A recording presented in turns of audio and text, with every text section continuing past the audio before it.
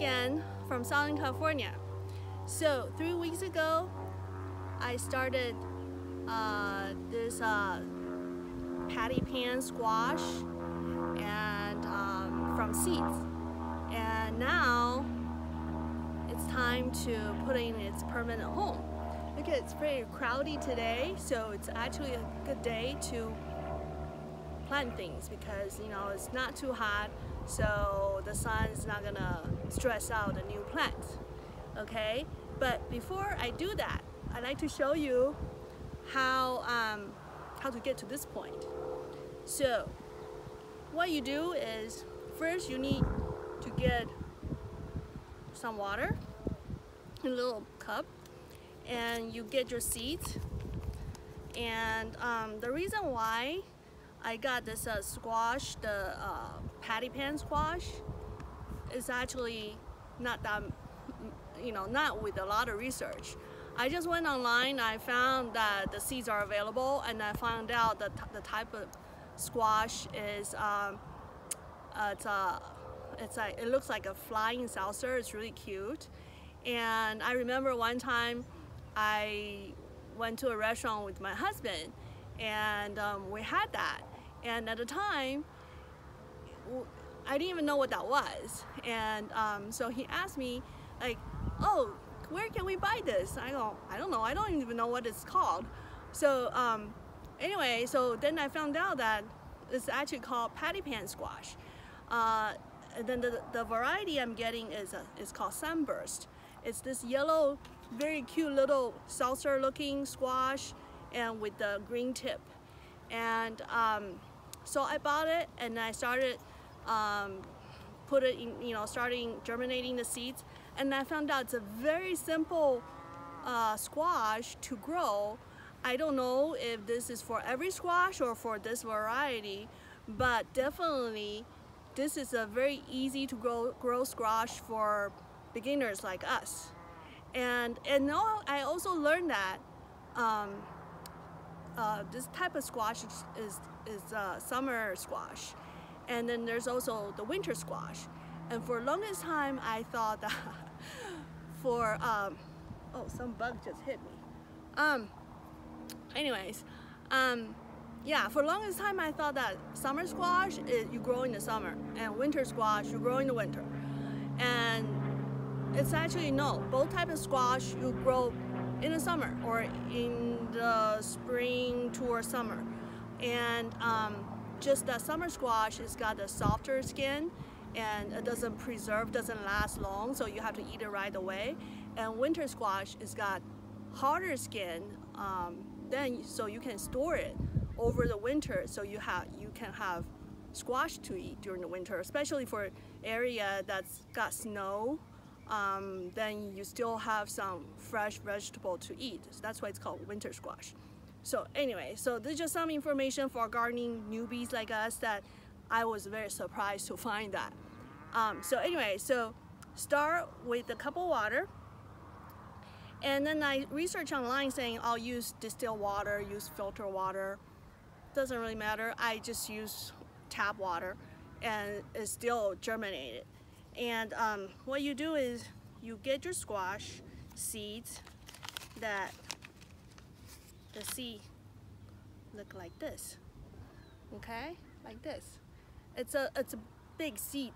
It's a big seed compared to other seeds, but that's why it's a very easy to grow, and it grows really fast. What you do is you drop in the water, you let it soak for 24 hours. Just leave it in your pantry or in your cupboard or somewhere in the house, and just let it soak. Then after that, after 24 hours, you get a plastic cup.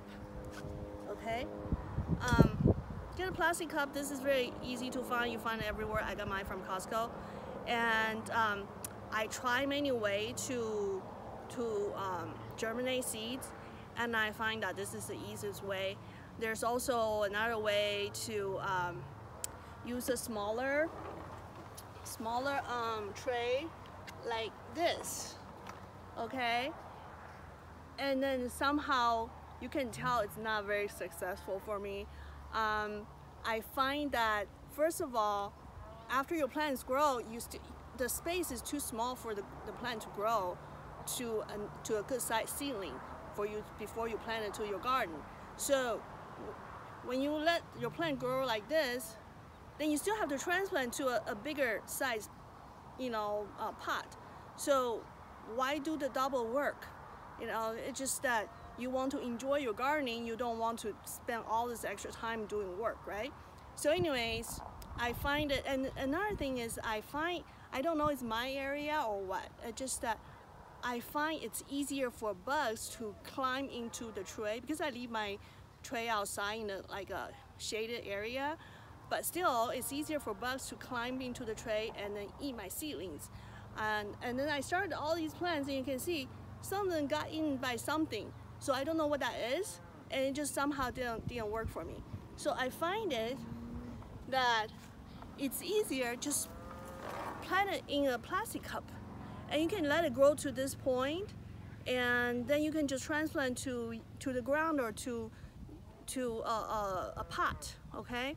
So another thing is I found out that don't use a clear plastic cup, and the reason is I don't know if you can see that because the sun, actually the dirt is exposed to sun, and I start to have algae growing over here, and I don't know if it's hurting the plant or it doesn't matter or what, but the plants still look okay, but I just feel that maybe this is not a good idea to have algae growing, or maybe it is. If you're a seasoned gardener and you know if this matters or not, please let me know. Leave me a comment in the discussion area or after this in the comment area after this video.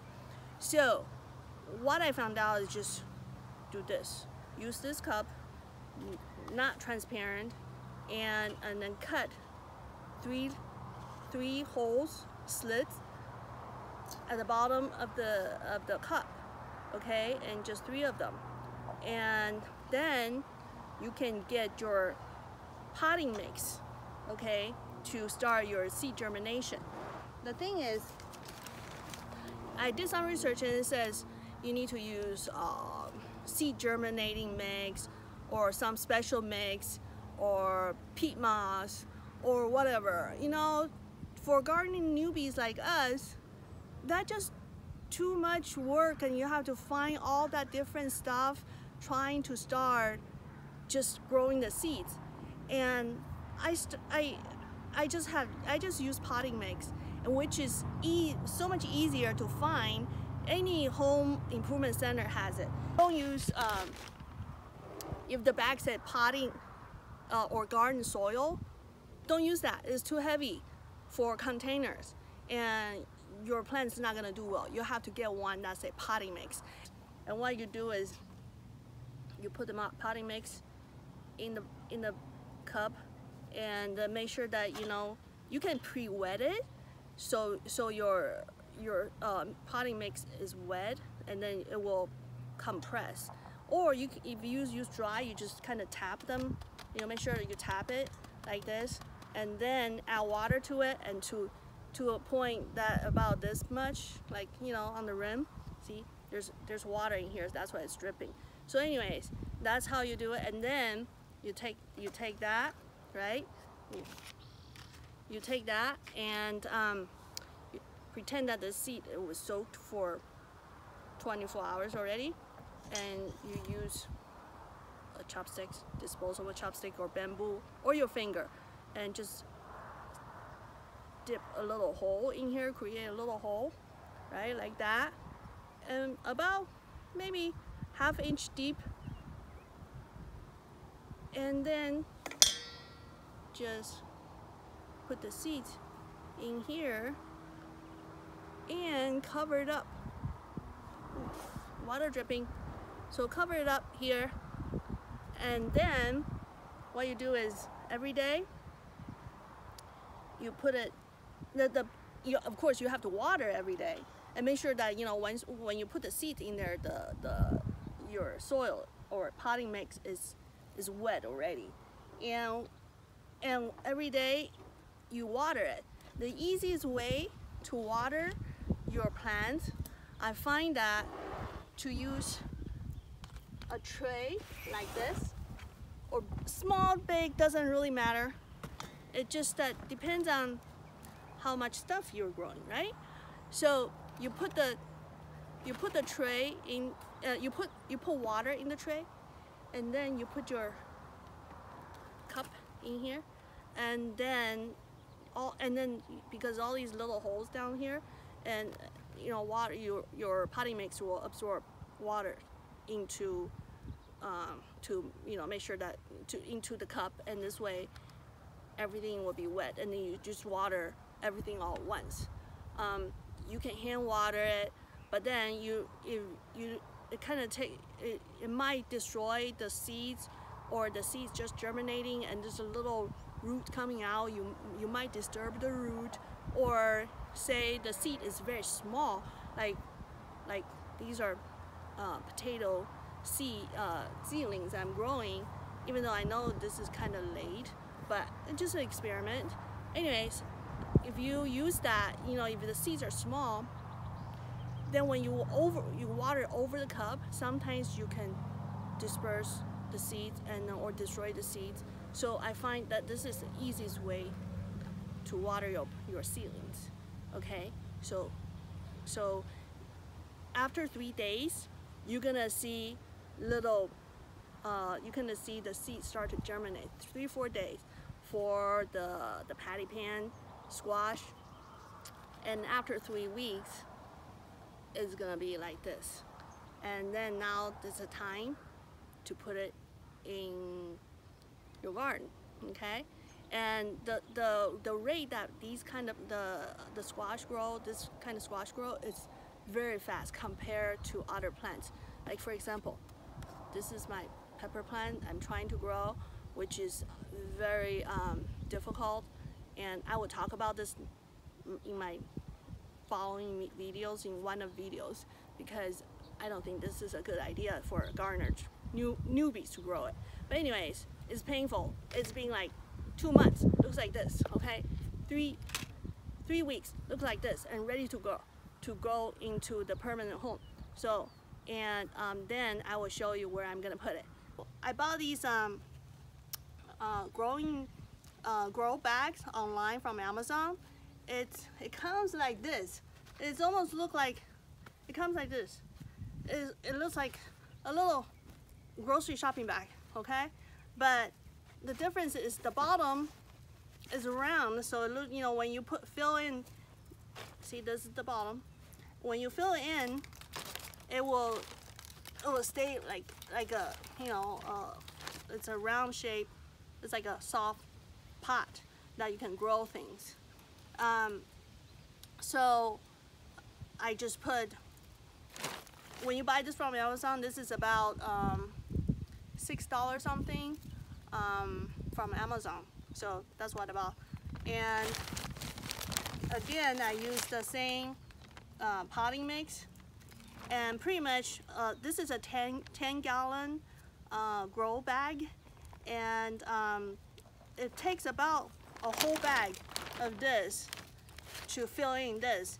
And first I just thought I'm gonna have a lot of leftover. No, actually this takes about 1.5 cubic feet of potting mix, especially when you wet it down, and then, you know, it's gonna compress. And I also added some chicken manure, and when I just started like look for fertilizer, and people tell me, oh yeah, chicken manure is very good for your plants. It doesn't burn the plants, and then it's not chemical and all that stuff. But I always feel like chicken manure, chicken poop, you know, it's gonna be stinky and nasty and gross. But actually it's not. There's really no smell, because it's already, you know, it's aged chicken manure. It's already composted, and it look just like dirt. So you know, for the gardening newbies, don't be scared. Anyways, So that's what I did.